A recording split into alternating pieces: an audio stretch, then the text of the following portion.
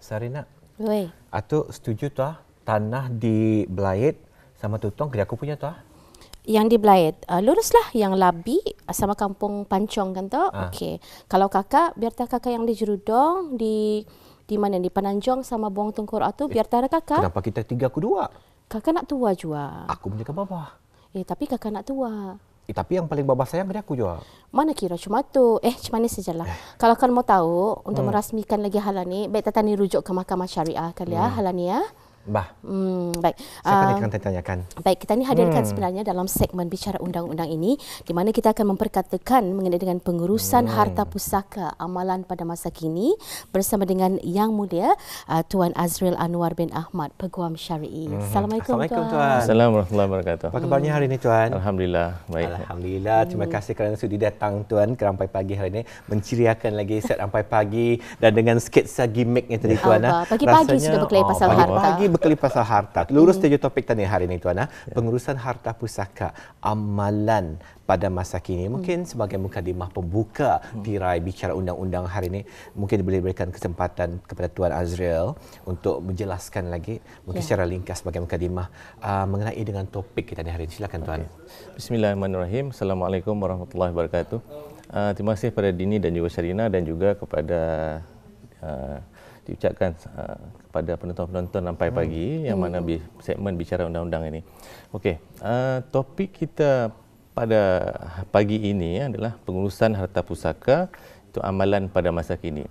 Yang kita ni akan bincangkan apakah yang perlu dibuat oleh pihak-pihak ahli waris yang tinggal jika ada sesuatu berlaku kejadian kematian kepada ahli waris mereka, dan topik pada ini akan bincangkan apa langkah-langkah dan step yang perlu dibuat untuk ahli-ahli waris lah, sebab mungkin sebelum ini punya prosedur berbeza daripada yang ada sekarang yang sebelum ini. Mungkin dia ada perubahan sikit tapi tidak banyak. Benda tu tetap sama, cuma dia punya step saja yang mana perlu dulu, yang mana perlu kemudian. Itu yang kita ni akan bincangkan pada pagi ini.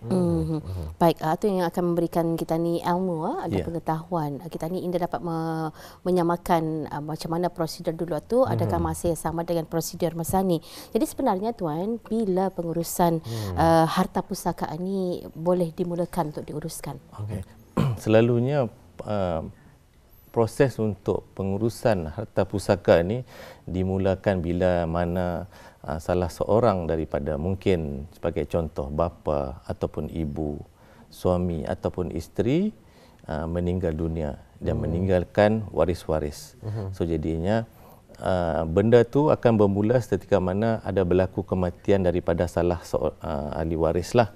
Jadinya benda tu akan mula selepas, selalunya akan terjadi lepas sijil kematian dikeluarkan oleh pihak-pihak, dan mungkin ahli waris satu dia akan memulakanlah proses yang pertama untuk menguruskan harta pusaka si mati itu. Yang dia mulakan dia berlakunya kematian, lepas tu mungkin selepas sijil kematian dikeluarkan oleh pihak yang berwajib dan kemudian di situlah bermulanya urusan harta pusaka ni. Menurut apa pengalaman kita, Tuan, mungkin boleh dikongsikan. Seperti yang dikongsikan tadi, ianya bermula selepas sahaja, sejurus sahaja dikeluarkan sijil kematian. Jadi mungkin ada yang beranggapannya jangan dulu kemudian pasal masih jo baru, katanya masih baru meninggal dan sebagainya. Kalau diawalkan kadang lain lagi cakap-cakap yang lain lagi, Tuan. Jadi dari pengalaman kita, pengamatan kita sendiri, bilakah masa yang paling sesuai dan adakah mesti dilakukan secepat mungkin ataupun sebaliknya ni, Tuan, macam mana?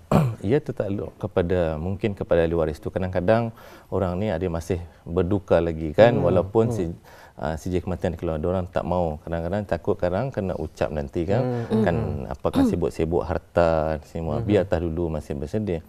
Itu pun ada juga, tapi kita ni bukankan sebabkan macam kan cepat-cepat dapat harta ke apa. Kadang kita ni mau benda tu, mau tidak mau apa berlaku lagi, kita ni dah tahu bah umur kita ni macam mana kan. Mungkin selepas yang orang yang meninggal, lepas tu kemudian ada ahli waris lain yang meninggal lagi, belum settle lagi yang awalan ni. So jadinya mungkin benda tu dia sebenarnya tidak ada dalam undang-undang yang menyatakan bahawa selepas saja meninggal dapat sijil kematian, mesti terus buat usaha. Undang-undang nada macam tu sebenarnya. Tertakluk pada pihak, tapi kalau boleh dinasihatkan kalau dapat uruskan cepat, kita ni cepatkanlah. Pasal benda tu bukannya kita ni merabut tak, kita mau menguruskan, menyenangkan pihak-pihak, sebab benda tu masih tergantung kan. Mungkin ada benda-benda yang perlu diselesaikan. Saya ada mendengar ni beberapa pengalaman rakan lah dalam menguruskan hal ehwal harta pusaka ni. Mungkin betulkan saya tuan, sebenarnya hal yang penting juga selepasnya orang berlakunya kematian, umpama contoh yang meninggal ani adalah indung laki kita ni. Dalam hal ani umpamanya diorang ada ramai adik-beradik. Kita ni perlu menetapkan dulu hak kuasa itu jatuh kepada siapa. Mungkin dapat diterangkan. Okey. Itu yang apa yang terjadi pada masa yang amalan pada masa kini lah. Sebelum selepas berlakunya kematian, dan ada salah satu pihak ahli waris lah, tidak semua lah. Mungkin salah seorang daripada ahli waris itu boleh melantik. Contoh kalau dia ada anak ataupun ada kalau yang meninggal adalah suami ataupun bapa, mungkin isteri kepada tu, ataupun anak lelakinya ke, dia terus buat urusan dulu faraid itu dulu yang pertama. Lepas urusan faraid itu yang pertama tu faraid itu adalah tujuannya untuk kita ni menentukan siapa ahli waris kepada si mati ni. Itulah tujuan yang faraid yang patutnya ni. Dan faraid itu juga ada menyatakan bahawa bahagian-bahagian ahli waris. Sebab itu yang pertama sekali sekarang ini apa yang perlu dibuat adalah sijil faraid itu penting. Sijil faraid adalah langkah pertama. Itu langkah pertama, perlu dibuat dulu sijil faraid itu dulu. Yang menguruskan untuk mendapatkan sijil faraid ini terpulang kepada orang perundingan adik-beradik ni. Mungkin salah seorang saja yang menawarkan diri ataupun volunteer lah untuk dirinya untuk buat. Biar saja dia yang uruskan sebab dia mudah. Dia ni kan tertakluk pada dia, tak ada yang awal-awal ni tidak ada khusus kepada mana-mana ni lah, tapi lebih baik ahli warisnya yang sendiri yang buatlah. Itu mungkin di antara langkah yang perlu diambil dari tuan. Mungkin ada lagi langkah-langkah yang tertentu selepas mendapat sijil kematian, lepas tu mendapat sijil faraid. Apa lagi langkah seterusnya itu? Selepas sijil faraid itu dikeluarkan oleh pihak Mahkamah Syariah, yang mana Mahkamah Syariah dia telah dalam sijil faraid itu ada menyatakan bahawa ini adalah ahli waris, mungkin 5 atau 6 orang, 2 atau 3 orang. Ini adalah ahli waris dan bahagian-bahagian masing-masing. Dan selepas itu semua ahli waris yang dalam list dalam senarai sijil faraid itu, diorang mesti berbincanglah, berbincang sesama mereka untuk melantik siapa yang akan menjadi pentadbir pula. Itulah yang maksudnya. Itu yang selepas itu. Lepas faraid itu, dalam list faraid itu ada nama ahli waris. Lepas itu sesama mereka akan membincanglah seorang ataupun 2 orang untuk menjadi pentadbir. Itu maksudnya yang akan memegang hak kuasa pentadbir itu. Lepas itu, lepas dia dah setuju dah, lepas itu semua pihak, semua yang ahli waris itulah perlu hadir ke Mahkamah Syariah untuk menyatakan persetujuan. Ada satu dokumen yang perlu difailkan lah, disign untuk menyatakan bahawa mereka bersetuju untuk seorang ini menjadi pentadbir. Baik, sebelum kita lebih jauh ni, ini berkenaan dengan harta pusaka. Harta pusaka ini gugurnya ataupun jatuhnya kepada waris ahli waris mati. Mungkin orang peluang ini untuk kita ni memberikan kefahaman lagi siapa sebenarnya yang dikatakan waris yang legit untuk mendapat harta pusaka ini. Untuk menjawab soalan itu, dia ahli waris yang dia ada banyak ahli waris utama, ahli waris yang kedua dan yang utama adalah, mungkin saya bagi contoh, kalau seorang tu meninggal, ahli waris utamanya salah seorang adalah yang utama adalah ibu atau bapanya kalau masih hidup. Lepas tu suami ataupun isteri. Lepas itu anak-anak.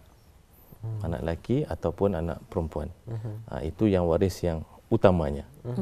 Ibu bapa, suami ataupun isteri kalau ni, lepas satu anak-anaknya. Kalau tidak ada contoh, kalau tidak ada anak-anak, mungkin adik-beradik seibu sebapanya dulu.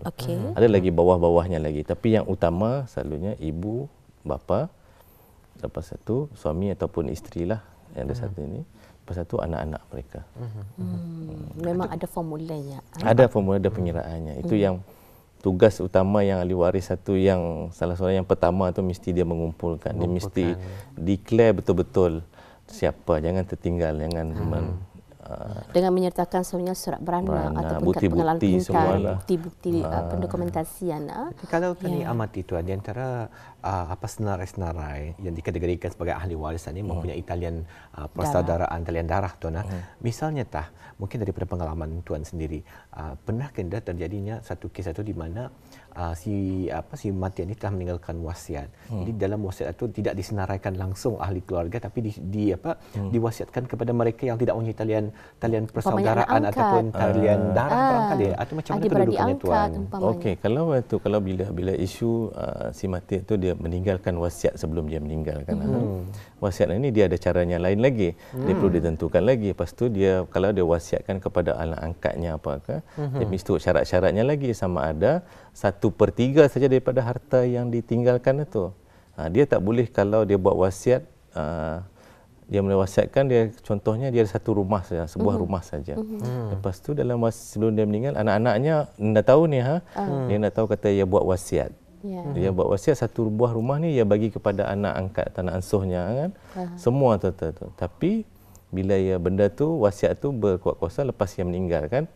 Lepas tu dia meninggal, lepas tu baru dia meninggal, lepas tu diorang anak-anak ni dah tahu, diorang kan buat, diorang kan sudah selesai kan lah tuntut kan. Tiba-tiba keluar atas wasiat ni kan. Lepas tu jadi isu. Jangan menjadi isu, nanti diorang macam ada wasiat. Lepas tu yang jadi, kita akan balik kepada undang-undang wasiat balik kan. Dia punya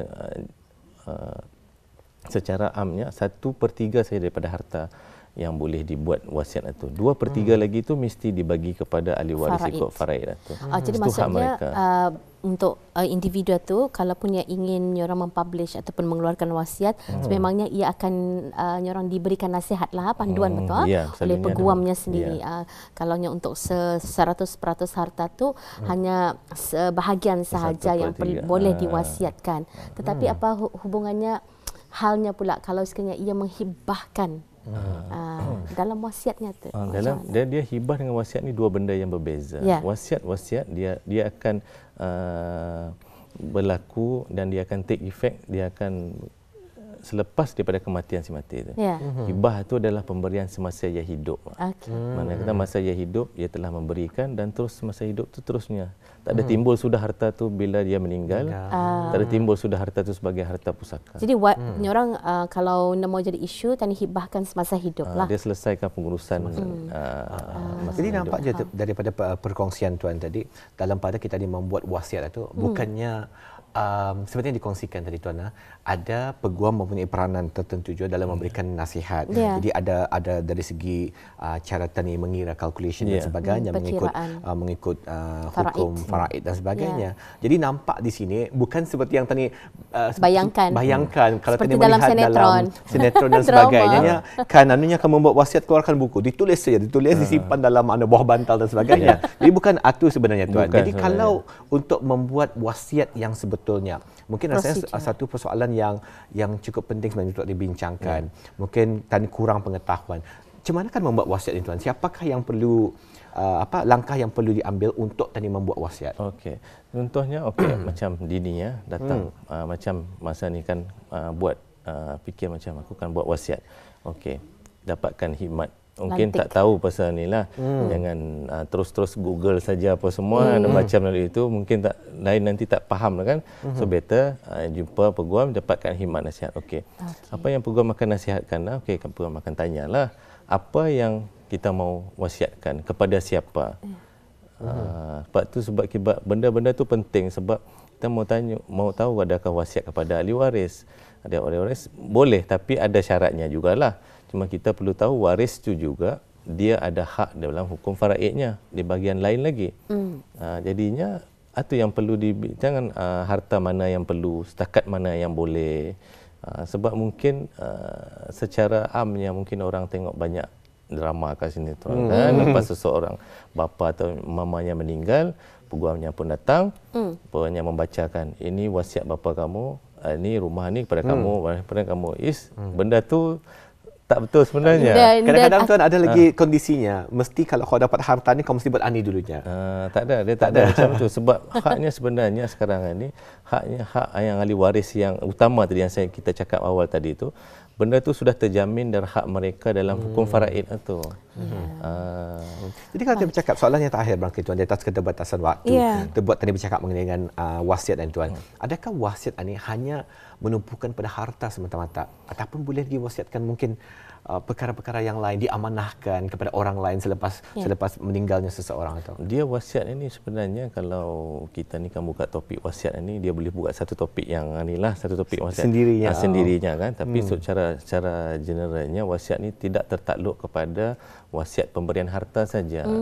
Dia banyak sebenarnya wasiat ini, mungkin dia lebih kepada amanahnya. Dia berpesan dia berpesan kepada seorang ini, aku wasiatkan anak-anak aku ni selepas kematian aku pastilah jaga hubungan keluarga, mesti jangan berkelahi pasal untuk harta yang tinggal, mesti taat kepada perintah Allah apa semua. Itu semua dia punya berbentuk pesanan, ada yang selalunya bentuk pesanan yang ada selain dibuat daripada aset yang diwasiatkan, aset, dia tak tertumpu kepada wasiat. Apa wasiatnya, apa harta aku dapat, itu bukan macam itu. Dia sebenarnya lebih banyak benda, banyak cabangnya sebenarnya wasiat ini. Mungkin kepada pesanan, orang tak nampak kan, mungkin dia amanahkan, wasiat amanahkan untuk barang ini diteruskan, dia punya sumbangan, wasiatkan dia punya, contohnya macam ia menderma, ambillah sikit daripada duit harta peninggalan aku ni untuk didermakan atas nama kebajikan. Baik, apapun terima kasih kami ucapkan tuan ya. Satu topik yang sebenarnya membuka mata kita ni ya, membuka hati kita ni untuk cuba memahami dan menambah pengetahuan berkenaan dengan pengurusan harta pusaka. Sebenarnya belum habis. Lebih banyak banyak cabang yang seperti yang tuan nyatakan tadi. InsyaAllah kita akan jumpa lagi dalam kesempatan ya. Terima kasih tuan. Assalamualaikum. Waalaikumsalam warahmatullahi wabarakatuh.